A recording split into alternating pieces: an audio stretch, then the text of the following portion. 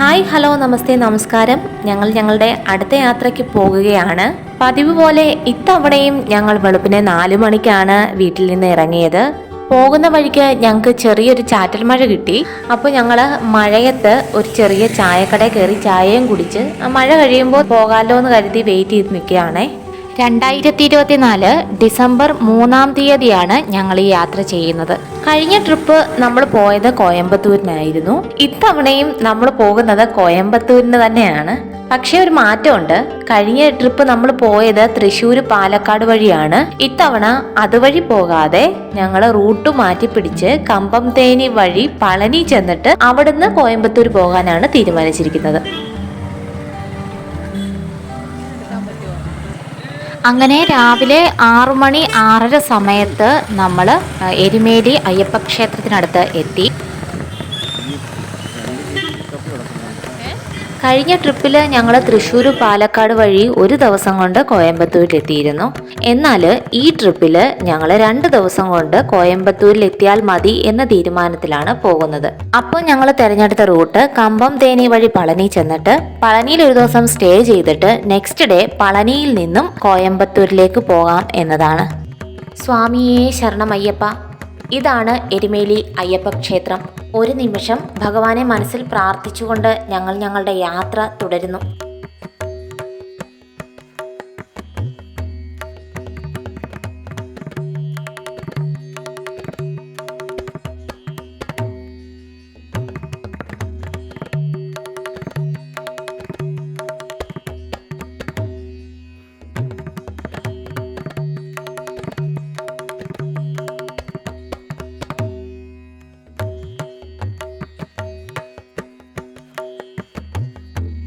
ഇതാണ് വാവരുസ്വാമിയുടെ പള്ളി.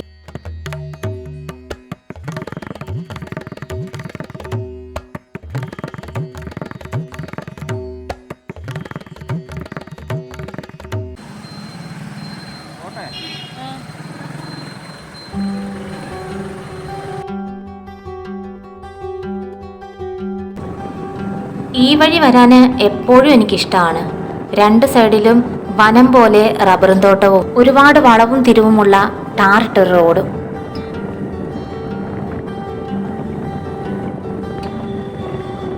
ഇപ്പോൾ ശബരിമല സീസൺ ആയതുകൊണ്ട് തന്നെ ധാരാളം സ്വാമിമാരുടെ വണ്ടികളും ഇതിലെ പോകുന്നുണ്ടായിരുന്നു.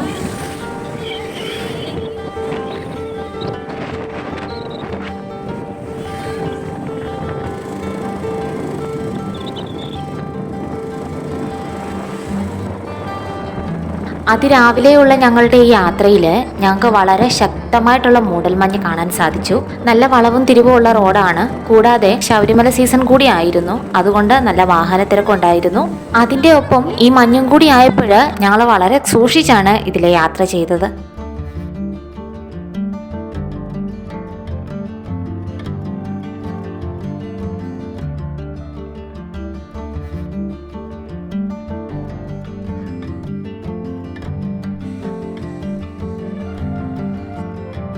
കോടമഞ്ഞ് തഴുകുന്ന നല്ല തണുതണുത്ത കാലാവസ്ഥയാണ് നമുക്കിവിടെ അനുഭവപ്പെടുന്നത്.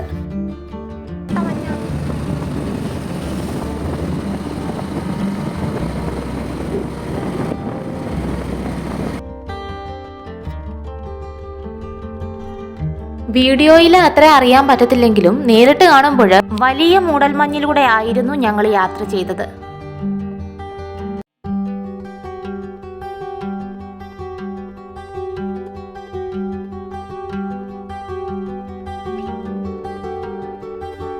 ഇടയ്ക്ക് ഞങ്ങളൊരു ചായ കുടിക്കാൻ ബൈക്ക് നിർത്തി. ചായക്കടയുടെ ബാക്കിലത്തെ വ്യൂ ആണ് നമ്മളിപ്പോൾ കാണുന്നത്. ദൂരെ കാണുന്നതെല്ലാം ഓരോരോ ചെറിയ ചെറിയ വാട്ടർഫോൾസുകളാണ്.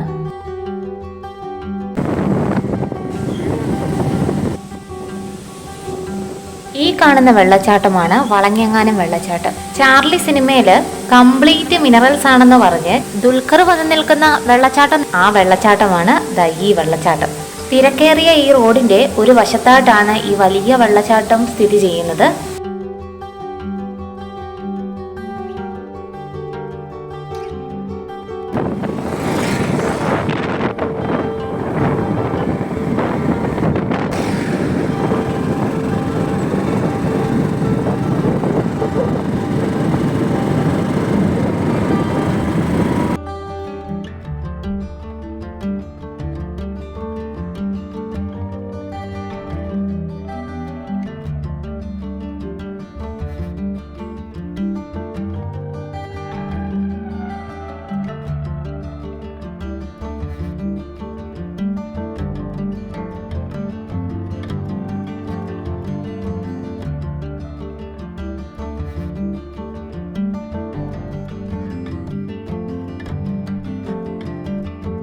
അങ്ങനെ നമ്മൾ വണ്ടിപ്പെരിയാർ എത്തി.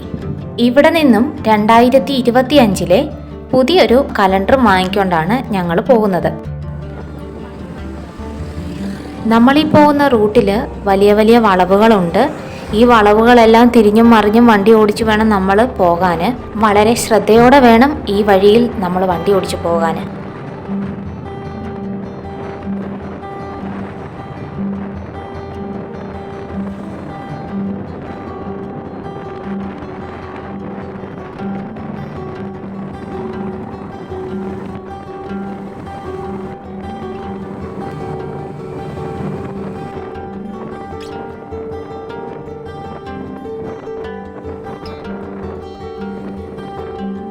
വളരെ മനോഹരമാണ് ഇവിടുത്തെ കാഴ്ചകളെല്ലാം. തേയിലത്തോട്ടത്തിൻ്റെ നടുവിലൂടെയുള്ള ഈ യാത്രയും തേയിലത്തോട്ടത്തിൻ്റെ നടുവിൽ ഇങ്ങനെ നിൽക്കുന്ന ഒരുപാട് ചെറിയ ചെറിയ മരങ്ങളും ആ കാഴ്ചകളെല്ലാം വളരെ മനോഹരമായ കാഴ്ചകളായിരുന്നു. ഈ വഴിയുള്ള നമ്മളുടെ യാത്രയിൽ പോകുന്ന വഴിയിലുടനീളം നമുക്ക് റോഡിൻ്റെ ഇരുവശങ്ങളിലും ഒരുപാട് തേയിലത്തോട്ടങ്ങൾ കാണാൻ കഴിയും.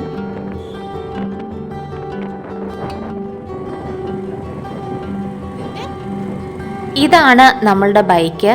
ഈ ബൈക്കിലാണ് നമ്മൾ കോയമ്പത്തൂരിലേക്ക് പോകുന്നത്. അത്യാവശ്യമുള്ള സാധനങ്ങൾ മാത്രം എടുത്തുകൊണ്ട് ഒരു വലിയ ട്രാവൽ ബാഗും ഒരു ചെറിയ ബാക്ക് പാക്കും എടുത്തുകൊണ്ടാണ് ഞങ്ങൾ യാത്ര ചെയ്യുന്നത്.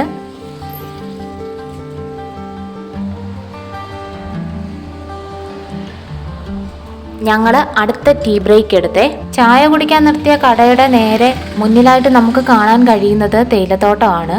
ഇവിടെ എവിടെ നിർത്തിയാലും മനോഹരമായ കാഴ്ചയാണ്.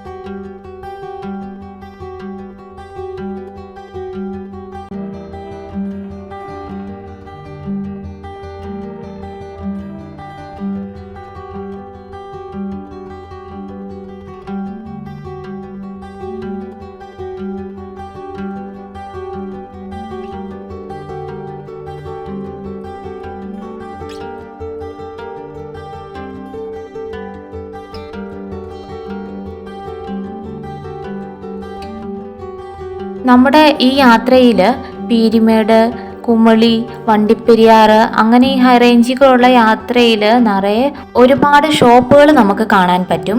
ചോക്ലേറ്റ്, തേയില, കാപ്പിപ്പൊടി അങ്ങനെ ഈ മലയേരിയയിൽ സുലഭമായി കിട്ടുന്ന ഒരുപാട് സാധനങ്ങൾ വിൽക്കാൻ വെച്ചിരിക്കുന്ന ധാരാളം കടകൾ നമ്മൾ ഈ പോകുന്ന റൂട്ടിലെല്ലാം നമുക്ക് കാണാൻ സാധിക്കും. അവയെല്ലാം ഇവിടേക്ക് വരുന്ന ടൂറിസ്റ്റിനെ ലക്ഷ്യമാക്കിക്കൊണ്ട് തന്നെ ഇട്ടിരിക്കുന്നവയാണ്. അപ്പോൾ അങ്ങനെ ഒരു കടയിൽ ഞങ്ങളും കയറി. ഞങ്ങൾ ഇവിടുന്ന് ചോക്ലേറ്റും ഒരു ബോട്ടിൽ കാപ്പിപ്പൊടിയും ഒരു പാക്കറ്റ് മീൻ്റെ അകത്തിടുന്ന മീൻ പുളിയും കൊടംപുളിയുമാണ് വാങ്ങിയത്.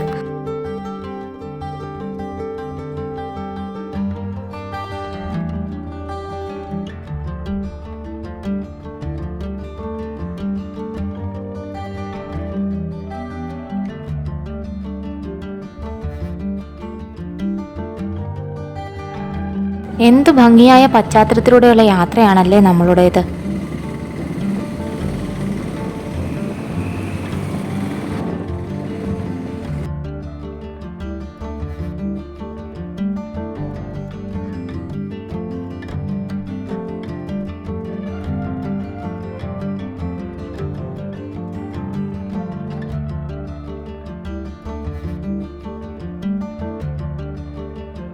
ഞങ്ങളിപ്പോൾ എത്തി നിൽക്കുന്നത് കുമളിയിലാണ്. കേരള തമിഴ്നാട് ബോർഡർ ആണ് കുമളി. ഇനി ഞങ്ങൾക്ക് താഴേക്കാണ് ഇറങ്ങേണ്ടത്, കമ്പം തേനിയിലേക്ക്.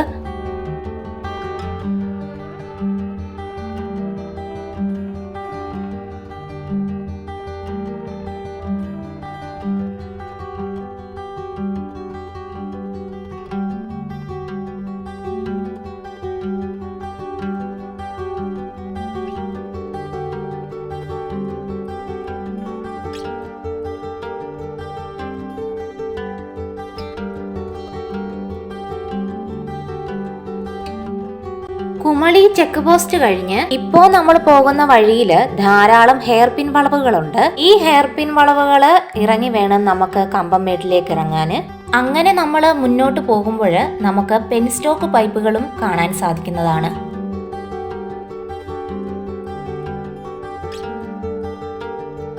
നമ്മൾ ഈ ചുരം ഇറങ്ങുമ്പോൾ നമുക്ക് അനുഭവപ്പെടുന്നൊരു കാര്യം, ഇവിടെ വരെയും നമ്മൾ നല്ല തണുപ്പിലൂടെയും കോടമഞ്ഞിലൂടെയും നല്ല തണുത്ത കാലാവസ്ഥയിലൂടെ ആയിരുന്നു നമ്മൾ വന്നത്. ഇവിടുന്ന് നമ്മൾ ഇപ്പോൾ കമ്പം തേനിയിലേക്ക് ഇറങ്ങുമ്പോൾ അവിടുത്തെ കാലാവസ്ഥ ഇതിന് നേരെ ഓപ്പോസിറ്റായ കാലാവസ്ഥയാണ്. എക്സ്ട്രീം ചൂടായിരിക്കും. ഈ തണുപ്പിൽ നിന്ന് നേരെ താഴോട്ട് ആ ചൂടിലേക്ക് ഇറങ്ങുമ്പോൾ പെട്ടെന്ന് നമുക്കത് അനുഭവപ്പെടുകയും ചെയ്യും.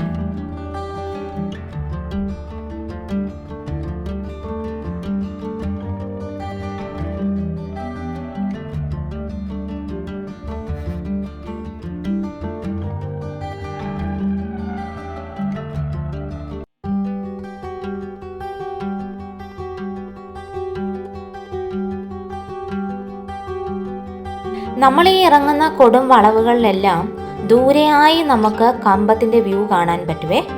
ദൂരെയായിട്ട് നമുക്ക് കമ്പം പട്ടണം കാണാൻ സാധിക്കും. ഇവിടെ പോകുന്ന വഴിക്ക് നമുക്ക് ഉടനീളം വലിയ പെൻ സ്റ്റോക്ക് പൈപ്പുകളും കാണാൻ സാധിക്കും.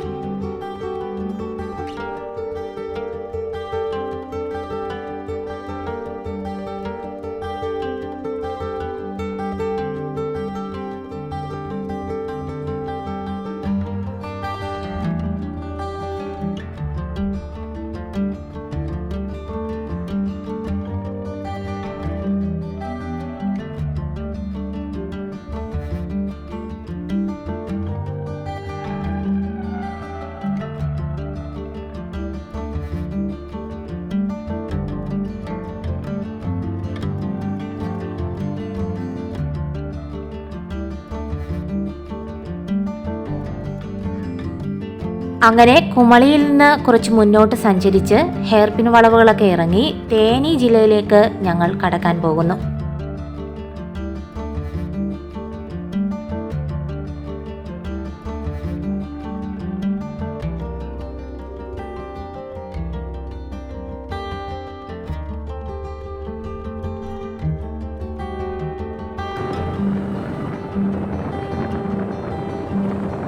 അങ്ങനെ പത്തനംതിട്ടയിൽ നിന്നും സ്റ്റാർട്ട് ചെയ്ത കമ്പം തേനി വഴി പളനിയിലൂടെ കോയമ്പത്തൂരിലേക്കുള്ള നമ്മളുടെ ഈ യാത്ര ഇന്ന് ഇവിടെ നിർത്തുന്നു. എല്ലാവർക്കും ഈ വീഡിയോ ഇഷ്ടമായെന്ന് കരുതുന്നു. അടുത്ത വീഡിയോയുമായി കാണുന്നതുവരെ ബൈ ബൈ.